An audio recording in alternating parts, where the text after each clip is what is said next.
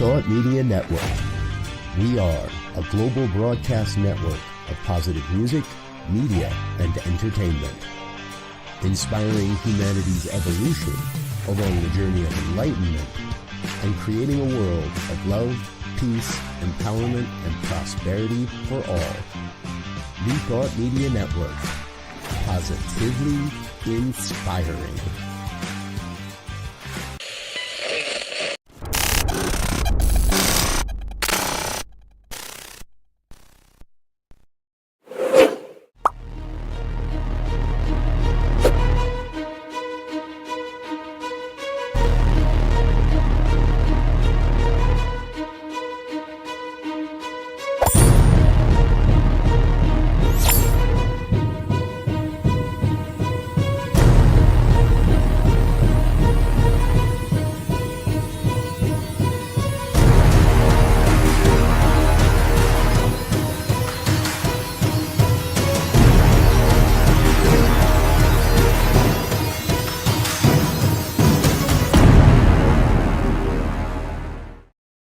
And hello again, dear ones. Dr. Robert with you here on a Friday night. It's 5 o'clock on the Mountain Time Zone, and that means it is time for the good news.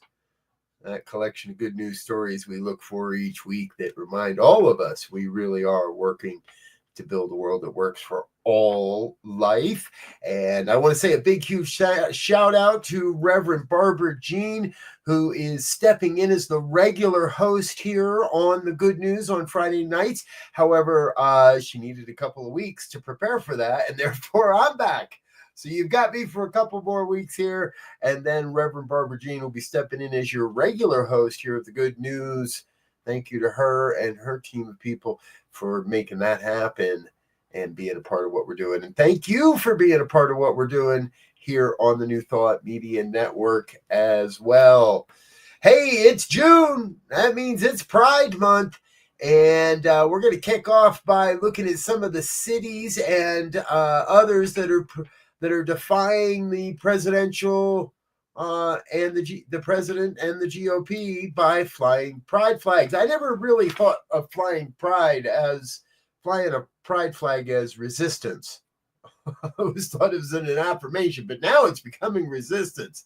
All across the country, city and state lawmakers are choosing to defy the presidential desires, I'm going to say, to erase LGBTQ plus A plus identity. Flags are flying proudly here at the Brzezinski household. However, that's not happening everywhere, as Republicans nationwide have sought to ban the display of pride flags on government buildings, stateside schools. However, many places are getting crafty at what they're doing. In Florida, where Governor Ron DeSantis declared June declared June the Don't Say Gay month, and had the bridge in Jacksonville lit up in red, white, and blue.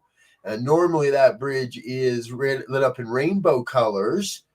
Well, the local community turned out and created their own display of pride on the bridge this year. Congratulations to you folks. In New York, Governor Kathy Hochul directed state buildings and landmarks to be illuminated and for the LGBTQ plus pride flag to be flown at the state capitol, also at Empire State Plaza and the governor's and executive mansion. In Missoula, Montana, the city council on Monday adopted a resolution to make the pride flag the city's only official flag. Missoula, Montana, their official flag is the pride flag. On Friday, a pride flag flew at Salt Lake City Hall. My gosh, my old adopted state of Utah, really? Salt Lake City, Utah, a pride flag kicked off their Utah Pride activities, and that is directly in the face of the Utah legislation that put a ban on rainbow flags flying over government grounds. On Monday, Ohio Cincinnati Mayor Afton Puraval declared Happy Pride. Let's get loud for this joyous day as they hoisted the pride flag. City of Madison and officials in Dane County, Wisconsin had pride flag ceremonies on Monday. In California, Governor Gavin Newsom ordered the pride flag flown over the state capitol for the first time, and the California National Guard joined in that ceremony. There's a small town in Connecticut, Meriden. Congratulations to you folks. The city council designated June Pride Month permanently and declared pride flag would fly at a local cultural center until, quote, we don't need it anymore. That's part of the reason we have pride to begin with, because we need it. Leaders and LGBTQ allies in the state gathered in Hartford, Connecticut to raise the pride flag above the state capitol of Connecticut on Monday. In Muskegon, Michigan, the city council voted unanimously to fly both the Pride and the Juneteenth flags throughout the month. The city of Dallas doesn't want to be left out. They're going to split time between Pride and Juneteenth flags. And the city's pride standard is distinguished by the city's seal, the Dallas City seal, overlaid upon the traditional rainbow pride banner. I want one of those. We know people in Dallas. Send me one of those. The list keeps going. Montgomery County, Maryland. Officials and supporters gathered on Tuesday morning to raise the pride flag at Veterans Memorial Plaza in Rockville, Maryland. As part of the ceremonies, the officials arrived in a Montgomery County ride-on bus wrapped in the Intersex Inclusive Progress Pride flag. And last but not least, Daley Plaza in Chicago, Mayor Brandon Johnson made the Progress Pride flag raising there perhaps the most overt rebuke to the current presidential administration. Well, we'll let you read more about that. We don't want to get too up in everybody's business. Good work out there, everybody. Happy Pride Month, folks. We're going to be here all month with good stories and good news reminding us of our pride. And hey, here's another one. I just, do I do that? Yes, I do that. There it is. This one made me real happy to find too. Numerous studies have shown that the children of female same-sex couples fare as well or better than children of different sex couples. And numerous studies show the same for male same-sex couples. This is great news for anyone seeking reassurance or perhaps scientific evidence that LGBTQ plus parenting can create strong and resilient kids. As anybody's been down the parenting road, you all know it ain't as easy as people make it look. So what's happened is people have collected and summarized a handful of the studies that are mentioned lower in this article, the ones focusing on female same-sex couples first, followed by the ones covering male same-sex couples and LGBTQ plus parents in general. Authors hope that they'll be able to provide a bit of encouragement and information for anyone seeking positive studies on LGBTQ plus parenting. The study, published in the April edition of Reproductive Biomedicine Online, and conducted by research in Europe and the United States, took place over a period of 2 decades and found that donor-conceived offspring of lesbian parents grow up to be as well-adjusted as any other offspring. The 21-year study tracked children who were conceived using anonymous donors, known donors, and as well as open identity donors. And what that means is contact is allowed when the child turns 18, after 18. Results indicated that donor type did not affect mental health outcomes, that family stability is the key to reducing behavioral challenges, and that lesbian parent families develop adaptive strategies to cope with societal discrimination against their family structure. Studies show that lesbian moms raise children just as healthy as mixed-gendered parents, and and in another study published in 2018 edition of the New England Journal of Medicine, conducted by the University of California in Amsterdam, looked at 25-year-olds with sexual minority parents and found that there was no significant differences in measures of mental health between the two. who were conceived through donor insemination and their peers who were naturally conceived or raised by heterosexual parents. Studies after studies are now confirming that children of same-sex couples might even perform better than children raised by different sex parents. In both primary and secondary education, they were 4.8% more likely to graduate than those raised by different sex couples. That's a whole nother story as well. Good news, though, and this is what we're here for this month, folks. Pride Month, we are here to share the good news and remind those that don't follow all these stories how important it is that we honor, respect, and celebrate our LGBTQA plus brothers and sisters. And from the world of big business, a new study from Northwestern University in Boston reveals companies with LGBTQA plus board members outperform their rivals that don't have the same representation. These companies tend to do better in suitability performance measures, better on financial performance and long-term risk, and some organizational outcomes. This is by Ruth Aguilera, one of the study's authors, and she told this. She gave this information to the new university's Northwest Global News, originally reporting. Having diverse points of view can mitigate risk and can offer a new solution as long as they are integrated in the board, she said. While more than 25 million Americans identify as LGBTQ+, or about 7.6% of the country's population, the number of LGBTQ+ board members doesn't come close to reflecting that percentage. Directors who are open about their LGBTQ+ identity hold less than 1% of board seats, and in Fortune 1000 firms, outed individuals held only 74 of more than 7,700 available board seats at the end of 2024. Again, all according to our author. The research evaluated firm performance in two areas: environmental, social, and governance. ESG scores, that sounds like 3 to me, and enterprise value. 3 and 1. We need better copyright. I need to better copyright this. The positive correlations due to this study are suggested by the viewpoint diversity offered by the LGBTQ plus board members. A lot of research up to now has looked at these diversity metrics that are more obvious, like race or gender, said Aguilera. Now we're in a new space, which is more about cognitive diversity.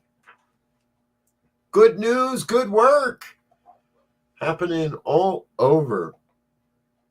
Happy Pride Month here, folks. Here we are. Pride. As a middle-aged cisgender white guy, and I have to, and heterosexual cisgendered white guy, I got all the privileges. So it's my job to make sure that we highlight and focus on all those that maybe don't get the good news and aren't the center of the news. So we're going to be doing that throughout the whole month of June here on the good news, sharing the good news from the LGBTQ plus world. All right, I'm going to take a quick break, get a sip of water, and let you learn a little bit more about some of what's happening here on New Thought Media Network. We're going to be right back with more. We got a full slate of good news for you tonight. Don't go anywhere. We'll be right back. Welcome to the Convention of the Americas 2025, Rising Together. Join us for a truly bilingual retreat experience on the shores of the beautiful Lake Chapala, Mexico. July 22nd through July 26th, 2025, at the Hotel Villa Monte Carlo in Jalisco, Mexico. Featuring Reverend Jeffrey Ryan, Dr. Jose de Lira Sosa, Reverend Dr. Kathy Ann Lewis, Reverend Dr. John Waterhouse, and Reverend Dr. David Bruner. Registration is now open, and payment plans are available. Simply visit www.conventionoftheamericas.com.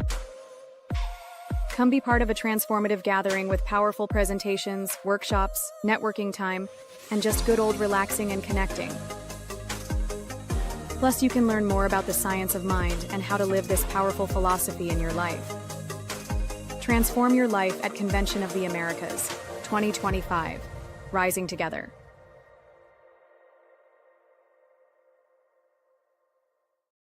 And we're back with more of the good news here on the New Thought Media Network. Thanks for joining us here tonight, folks.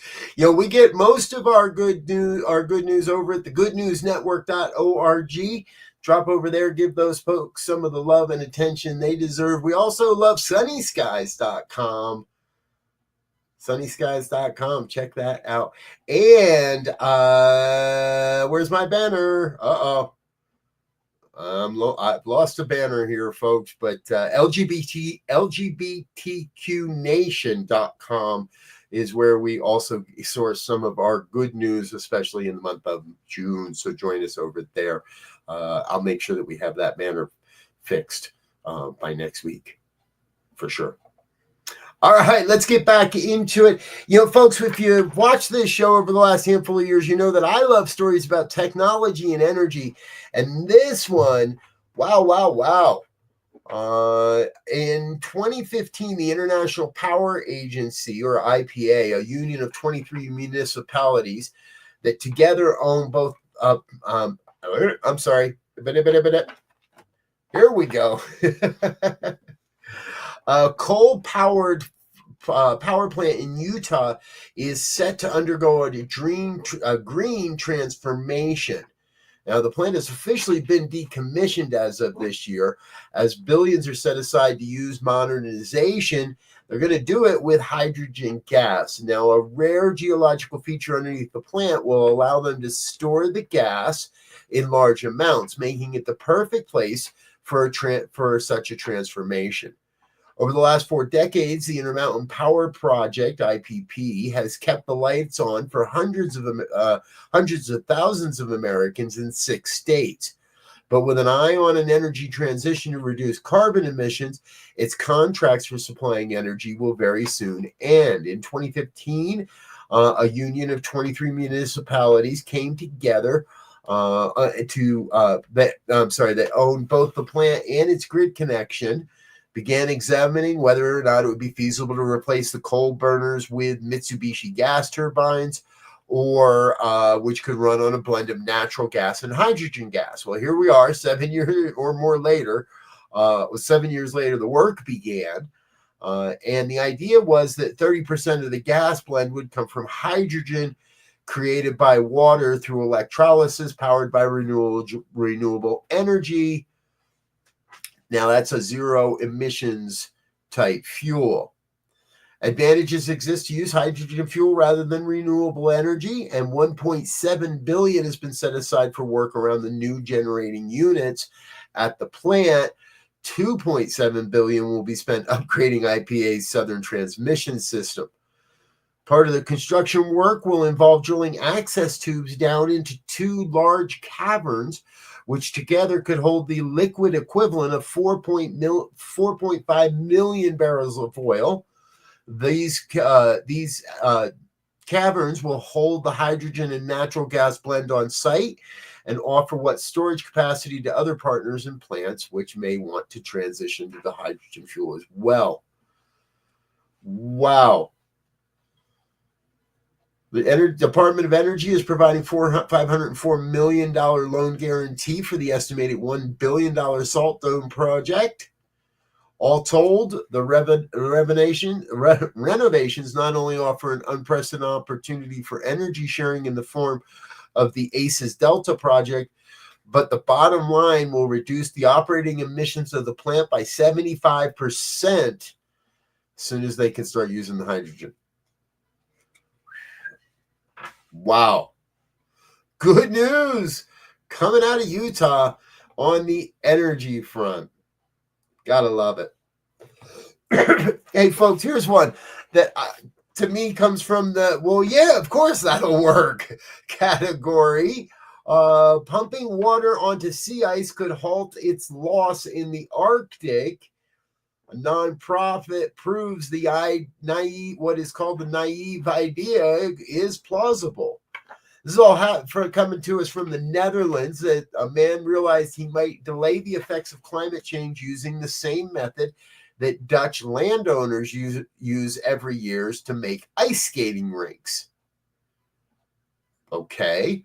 So here it is in Netherlands, a group of people called ice masters. They pump water onto the surface of meadows, allow it to freeze overnight, and do that until through a process of continually doing that until the surface is thick enough to ice skate on. One of these men wondered if you could do the same on the Arctic Ocean to preserve sea ice through until the winter. Arctic Reflections is the name of the company that was born, the nonprofit that was born. Their chief executive was interviewed about this crazy idea by The Guardian last year. And though it may sound crazy, they've actually gotten the project off the ground and recently celebrated the completion of advanced field testing in the frozen Canadian subarctic. The Arctic acts as a sort of mirror heat shield for the Earth, and a substantial part of global warming comes from the Earth's surface becoming darker. My idea is that there's some way to maintain the ice sheet for a bit longer until CO2 levels come down and the ice becomes regenerative. Our CEO said he had this naive idea. Why not pump water on top of it? Research was conducted in 2016, and although many thought it was a little pie in the sky and that you would need millions of pumping stations, we were able to adapt that work, and the team at Arctic Reflections have come up with a better strategy: let the ocean do the work for us. The new concept involves using the pumping method to create ice at specific locations around the Arctic Ocean and then transporting it into the Arctic waters by existing ocean currents. This, he says, will be able to save 100,000 square kilometers of sea ice every year from melting, with somewhere between 100 and 1,000 pumping stations not necessary. Moving to 100 to 1,000 pumping stations rather than the millions originally believed. Challenges exist with the method, however, as water that's pumped onto the layer of snow can freeze, but only if it remains exposed to the air and wind. If, as strange as it may sound at first, another layer of snow falls the pumped water, it becomes insulated at liquid temperatures. Now we have an ice water snow mixture. There's always going to be something, but I'm telling you, folks, it's good news because there is something, and we're creating the ways that keep us from overheating this planet so much.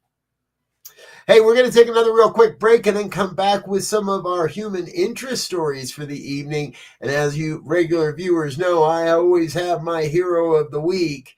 We'll be back with that in just a moment. Before we do, let's say thank you to our organizational sponsors and individual donors.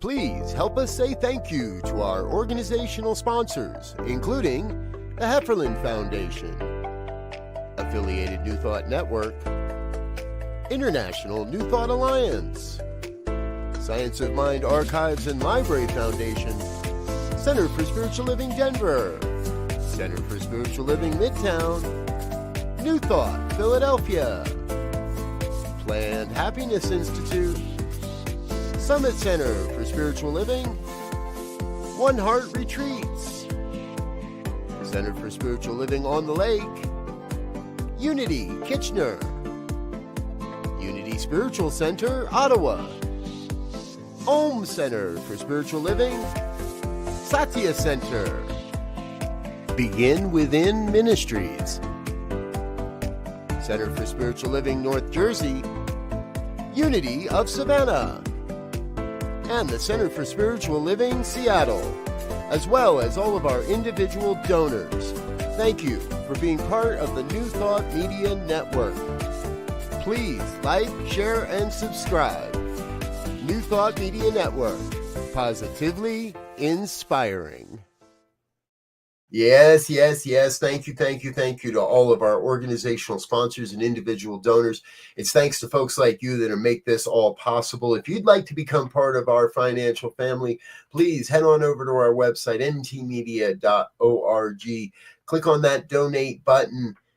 Share some of your financial love. We'll add your name to the video.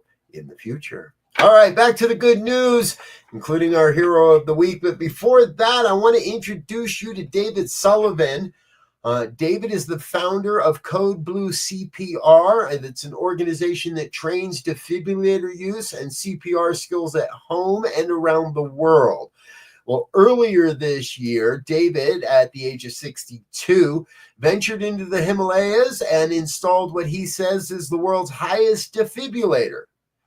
Now, climbers die on Everest all the time, although not always from cardiac arrest, but it does happen. And the use of a defibrillator within the first 3 minutes of a heart attack can improve survival rates from 8% to over 50%.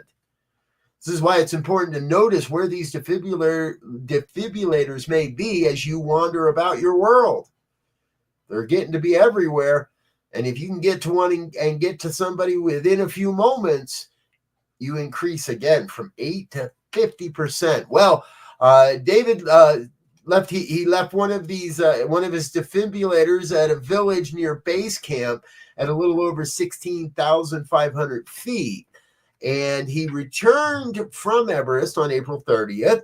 However, 3 weeks later, he received a middle-of-the-night phone call from a Sherpa that let him know that, due to the time zone, the defibrillator had been activated and saved the life of a 30-year-old French woman who was climbing on in the area. I hope it'll help people realize how important it is to have access to these defibrillators. David, you may not have been there yourself, but you, my friend, you, sir, are a lifesaver. We love focusing on our heroes and lifesavers here on New Thought Media Network. And here's another one. Now, this comes to us from south of England, an eyewitness account of a road rescue by a whole group of young Samaritans. The photograph you're looking at was taken by a bystander of rescuers on top of a vehicle after it crashed, as well as a man with his 11-month-old son. The young one had been dragged from the wreckage from those that came to help. The baby's mother, still trapped inside at the time of the photo, was soon helped out through a passenger side window. Everyone survived. The picture was taken as man was walking to a supermarket. I was just going to the Esso garage. I saw all of these youngsters about 100 yards away run into the road. As I got closer, I could see a car had flipped on its side, and some of them were standing on the roof trying to reach those trapped inside. Good news, and thank you, gentlemen and young people, for doing the good work and getting that family out of there alive. All right, folks, we're there. It's time. Our hero of the week.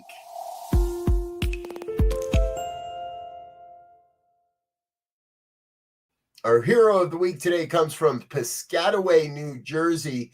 Charles Perry was simply waiting in line for gas around 6 a.m. in Edison when he saw a vehicle suddenly lose control, accelerate wildly, and crash into a sign outside the Costco and PetSmart.